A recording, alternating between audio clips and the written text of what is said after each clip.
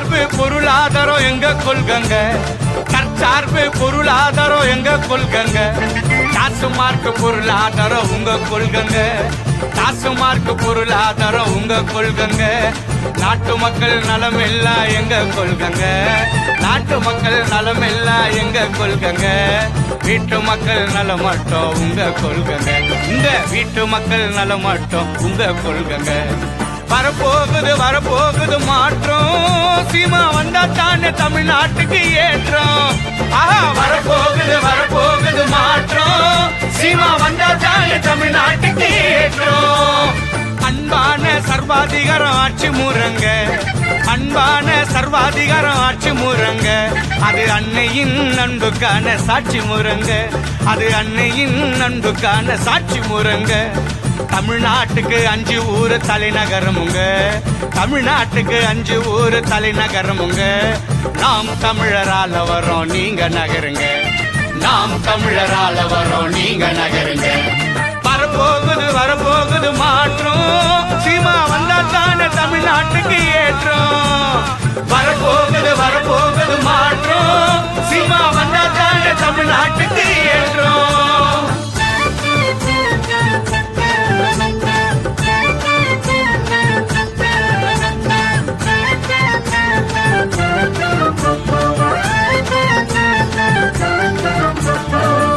வாய்ப்பு நமக்கு இல்ல தமிழ்நாட்டுல, இப்போ வடநாட்டு ஆளு எல்லாம் நம்ம வீட்டுல. வேலை வாய்ப்பு நமக்கு இல்ல தமிழ்நாட்டுல, இப்போ வடநாட்டு ஆளு எல்லாம் நம்ம வீட்டுல. இலவசத்துக்கு நிக்க வச்சான் நடு ரோட்டுல, தொடச்சி எரிஞ்சு தூக்கி வீசிட்டான் குப்பம் மேட்டுல. இலவசத்துக்கு நிக்க வச்சுட்டான் நடு ரோட்டுல, தொடச்சி எரிஞ்சு தூக்கி வீசிட்டான் குப்பம் மேட்டுல. வரப்போகுது வரப்போகுது மாற்றம், சீமா வந்தா தானே தமிழ்நாட்டுக்கு ஏற்றம். வரப்போகுது வரப்போகுது மாற்றம், சீமா வந்தா தானே தமிழ்நாட்டுக்கு ஏற்றம்.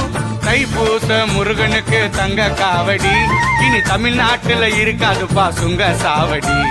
தைப்பூச முருகனுக்கு தங்க காவடி, இனி தமிழ்நாட்டுல இருக்காதுப்பா சுங்க சாவடி. தனி தீரன் கல்வி தானே எங்க லட்சியம், நீட்டு தேர்வு கிடையாது இது நிச்சயம். தனி திறன் கல்வி தானே எங்க லட்சியம், நீட்டு தேர்வு கிடையாது இது நிச்சயம். வரப்போகுது வரப்போகுது மாற்றம், சீமா வந்தா தானே தமிழ்நாட்டுக்கு தெரியுமா? உணர்ந்து வாக்களிங்க, இது நமக்கான தேர்தல். சரிங்களா? இது டெல்லியில போய் பாராளுமன்றத்துல விவசாயிகள் குறித்து காவிரி தண்ணி குறித்து பேசக்கூடிய தேர்தல். இதுவரைக்கும் எந்த காங்கிரஸ்காரங்க பேசிருக்காங்க, எந்த அதிமுக பேசிருக்கு, எந்த திமுக பேசிருக்கு? பேசிருந்தா தண்ணி வந்திருக்கணும்ல. இது வரைக்கும் ஒருத்தரும் பேசலமா. நம்மளை ஏமாத்தி ஏமாத்தி மொத்தமா சுருட்டி முடிச்சிட்டாங்க. ஒழுங்கா நடந்து போறதுக்கு சாலையில, இது வயல்ல போடுற ரோடா இது? இது மழை பெஞ்சா வலிக்க விடாது? ஒரு ஊர்ல கூட ஒரே ஒரு ஊரையாவது குடிசைகளே இல்லாத பகுதியா மாத்தி வச்சிருக்காங்களே இத்தனை ஆண்டு காலத்துல. ஓட்டுக்கு 2000 ரூபாய் 1000 ரூபாய் காசு கொடுத்து 5 வருஷம் வாழ்க்கையை தீர்மானிச்சிருமா? ஒரு முறை நல்லவங்களுக்கு ஓட்டு போடுங்க. மைக்கு சின்னம் கொடுத்துருக்காங்க எனக்கு. உங்க வீட்டு பிள்ளைனா, ஒரு சாதாரண குடும்பத்து பிள்ளை. நான் நாடாளுமன்றத்துக்கு போய் உங்க பிரச்சனையை பேசணும்னா மைக்கு சின்னத்துக்கு ஓட்டு. தேர்தல் களத்துல நிக்கிறோம். எப்படிப்பட்ட கட்சிகளுக்கு நாம் வாக்கு செலுத்திருக்கோம் தெரியுமா? காங்கிரஸ் கட்சி, கர்நாடகத்தில் இருக்கக்கூடிய காங்கிரஸ் கட்சி எம்பி சொல்றாரு, தமிழ்நாட்டுக்கு நான் ஒரு சொட்டு தண்ணி கூட தரமாட்டேன் அப்படின்னு. ஆனா இந்த தமிழ்நாட்டில் திமுக அதே காங்கிரஸுக்கு 10 சீட்டு கொடுத்து வச்சிருக்கு, 10 இடங்களை. அதுல மயிலாடுதுறையும் காங்கிரஸ் நிக்குது. இங்க இத்தனைக்கும் இது டெல்டா பகுதி, விவசாயிகள் நிறைந்த பூமி. விவசாயிகள் நிறைந்த பூமியில கர்நாடக மாநிலத்திற்குரிய காங்கிரஸ் கட்சி தண்ணி தர மாட்டேன்னு சொல்லும் போது, அதே காங்கிரஸ் கட்சி இந்த மண்ணில இருந்து நம்ம ஓட ஓட விரட்டணுமா இல்லையா? அறிவார்ந்த மக்கள் புரிந்து கொள்ளணும். கழுத்தை அறுப்பவருக்கே நீங்கள் மகுடம் சுட்ட நினைப்பீர்களே, ஆனால் உங்களை ஒரு ஆண்டவன் இல்ல 10 ஆண்டவன் வந்தாலும் காப்பாற்ற முடியாது. அதனால உங்களில் ஒருத்தி உங்கள் பிரச்சனைகளுக்காக 15 ஆண்டு காலம் போராடிய எனக்கு மைக்கு சின்னத்துல வாக்கு செலுத்துங்க. எல்லா கட்சிக்காரர்களும் அவங்க சின்னத்தை தூக்கிட்டு வருவாங்க, கூடவே சேர்த்து எங்க சின்னத்தையும் தூக்கிட்டு வருவாங்க. நாங்க யார் சின்னத்தையும் தூக்கி ஓட்டு கேட்கணும் அவசியம் இல்லை. ஆனா எங்க சின்னம் இல்லாம எந்த அரசியல்வாதியும் ஓட்டு கேட்க முடியாது. அதனால இந்த முறை எங்களுக்கு கொடுத்திருந்த விவசாய சின்னத்தையும் புடுங்கிக்கிட்டாங்க. இப்ப மைக்கு சின்னம் வழங்கப்பட்டிருக்கு. எளிய மக்களின் குரலும் நாடாளுமன்றத்தில் சத்தமாக ஓங்கி ஒலிக்க வேண்டும் என்பதற்காக எங்களுக்கு மைக்கு சின்னம் வழங்கப்பட்டிருக்கு. இங்க நிற்கக்கூடிய வேட்பாளர்களை பத்தி கொஞ்சம் தேடுங்க. அதிமுக நிற்கக்கூடிய அண்ணன் பாபு அவர்கள் பல கோடி சொத்துக்கு சொந்தக்காரர். போனா நம்மளை திரும்பி விட பார்க்க மாட்டாங்க. அதே காங்கிரஸ்ல இங்க வேட்பாளரே கிடைக்கலன்னு கும்மிடிப்பூண்டியில இருந்து ஒரு அம்மாவை கொண்டு வந்து இங்க நிக்க வச்சிருக்காங்க. அவங்களும் மிகப்பெரிய கோடீஸ்வரர், பல கோடி சொத்துக்கு சொந்தக்காரர். இன்னும் சொல்ல போனால் வருமான வரி 7 வருஷமா கட்டாம அரசாங்க போராடி வழக்கு வாங்கியிருக்கேன். நான் பெரிய கனவாக வச்சிருந்த மாவட்ட ஆட்சியர் கலெக்டருக்கு எழுதின பரீட்சையே இந்த வழக்கு வாங்கினதுனால எழுத முடியாம போய் ஒரு மிகப்பெரிய அரசியல் புரட்சியாவது உண்டு பண்ணிட மாட்டோமான்னு உங்க வீட்டு பிள்ளைங்க நாங்க வந்து நிக்கிறோம். எங்களை நம்புனீங்கன்னா பாராளுமன்றத்துல காளியம்மாள் போய் பேசுவான்னு நீங்க உறுதியா நம்புனீங்கன்னா எனக்கு மைக்கு சின்னத்துல வாக்கு செலுத்துங்க. முன்னாடி நீங்க ஓட்டு போட்டு ஜெயிக்க வச்ச அந்த ராமலிங்கம் எத்தனை முறை பாராளுமன்றத்துல பேசியிருக்காரு தெரியுமா? 3 முறை பேசியிருக்காரு. அது எதுக்கு பேசியிருக்காருன்னு அவருக்கும் தெரியல, பாராளுமன்றத்துக்கும் தெரியல, நமக்கும் தெரியும். என்ன காரணம்னா நாம இவர் போய் பேசுவாரா, என் பிரச்சனை தெரியுமா, என் வழி புரியுமா என்று பார்த்துதான் ஓட்டு போடுவோம். சின்னத்தை பார்த்து காசை வாங்கி கொண்டு கூட்டணி கட்சி என்று வாக்கு செலுத்தணும். ஒரே ஒரு முறை நல்லவங்களுக்கு ஓட்டு போடுங்க. ஒரு மாற்றம் மயிலாடுதுறை மண்ணிலிருந்து வரட்டும். இங்க சாமானிய மக்களும் தான் மதிப்பா. இத்தனை ஆண்டு காலம் யாரையும் தூக்கி ஒரு இடத்துல உட்கார வச்சோம். நமக்காக யார் ஒருவரும் பேசலாம், நமக்காக நாமளே பேசுவோம். இந்த களத்தில் ஒரு முறை வாய்ப்பு கொடுத்து வந்த உடனே படித்த பிள்ளை இந்த ஊரில் வேலை கொடுக்க முடியுமா? இனம் வளம் சார்ந்த தொழிற்சாலை 8 தொழிற்சாலை மூடப்படும். அது எல்லாத்தையும் நம்ம திரும்ப வந்து திறக்கிறோம். அத்தனை பேருக்கு இளைஞர்களுக்கு வேலை தர்றோம், பெண்களுக்கு உள்ளூர்லேயே வேலை தர்றோம். நம்ம ஓட்டு காசு கொடுத்து போகிறதில்ல, உண்மையாக உங்களுக்காக உழைக்க காத்திருக்கேன். வந்த உடனே இந்த பகுதிக்கான சாலை, அதுக்கு அடுத்த கட்டமாக இங்கே தேவையான விடயங்கள் செய்து கொடுக்கணும். சரியா?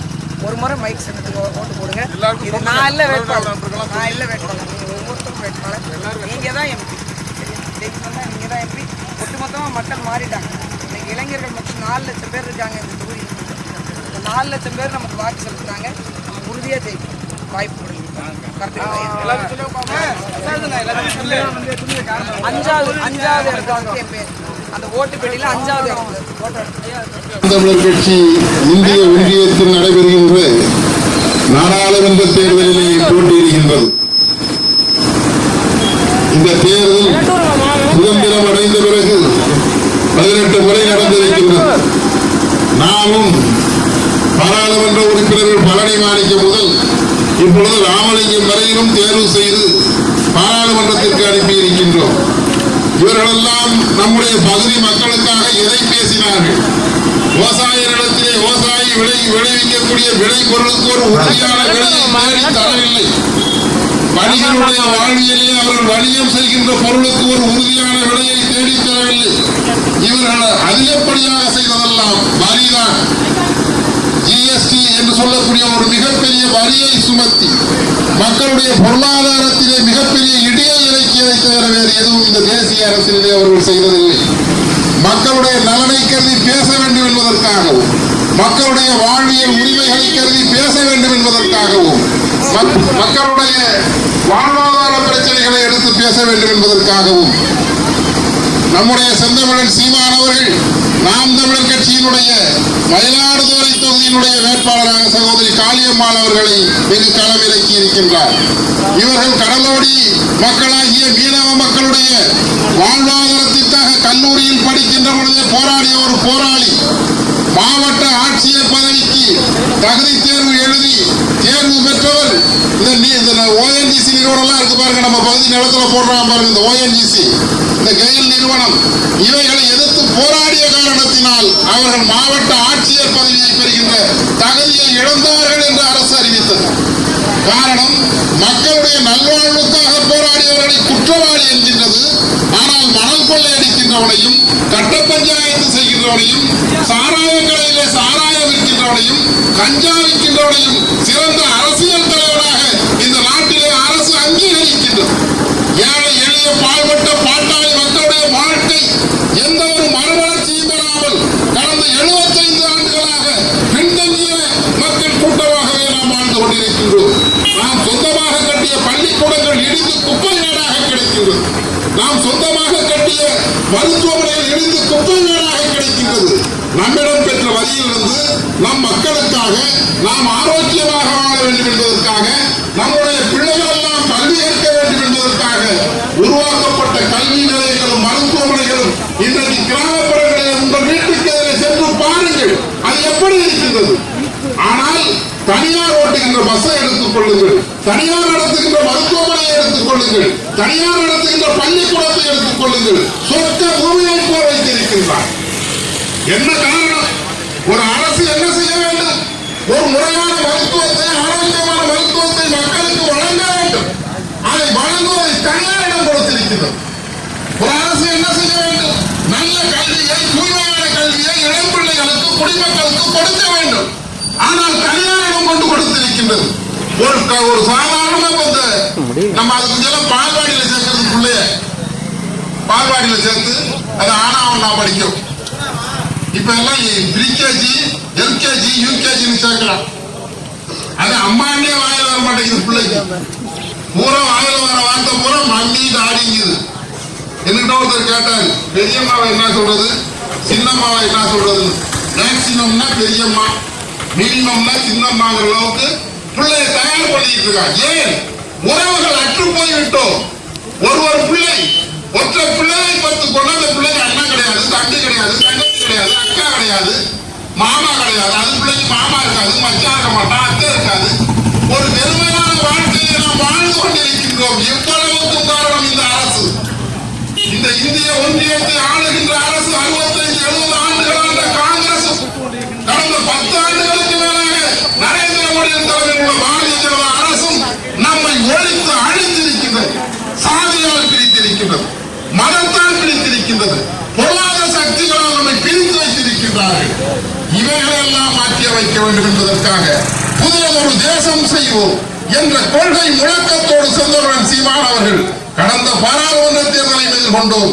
இப்பொழுது வர இருக்கின்ற பாராளுமன்ற தேர்தலையும் நாம் தமிழர் கட்சி பிள்ளைகள் உங்களை நம்பி, மக்களை நம்பி எதிர்கொள்ள நிற்கின்றோம்.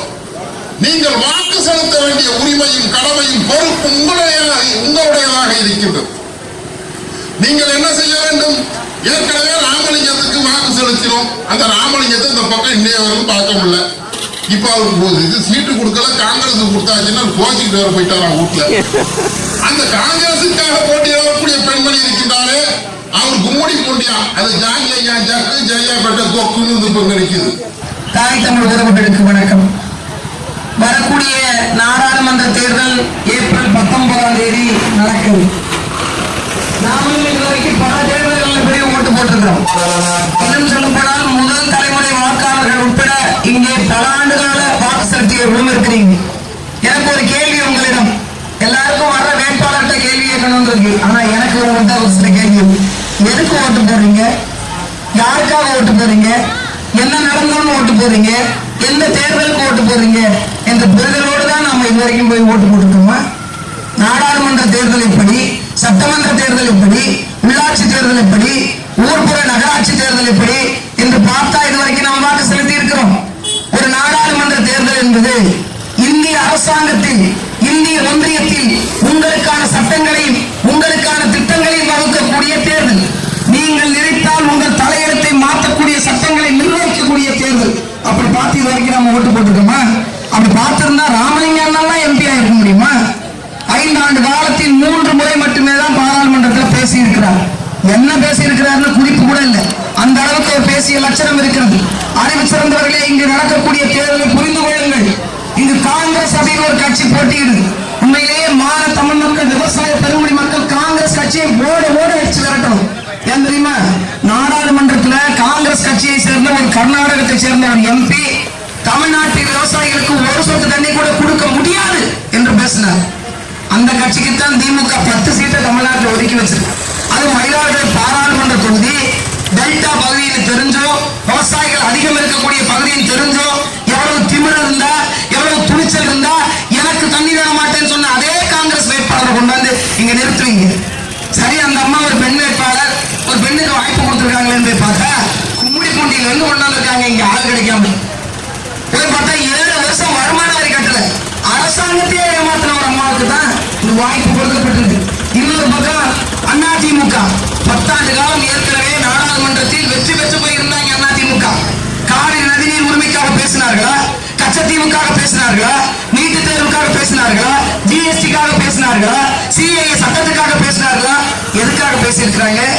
நெய்வேலியில விவசாயிகள் போராடும் போதும், காஞ்சிபுரத்தில் விவசாயிகள் போராடும் போதும், இதே கதிராமங்கலத்தில் ONGCக்காக போராடும் போதும் இவர்கள் எல்லாம் என்ன செய்து கொண்டிருந்தார்கள்? ஆனால் உங்கள் மகள் இதே போராட்டங்கள் எல்லாம் பங்கு பெற்று அந்த மக்களோடு மக்களாக துணை நின்றவன் தான். உங்களுக்கு யார் வேணும்னு நீங்க முடிவு செய்யுங்க. இல்ல நீங்க என்ன பேசினாலும் பேசிட்டு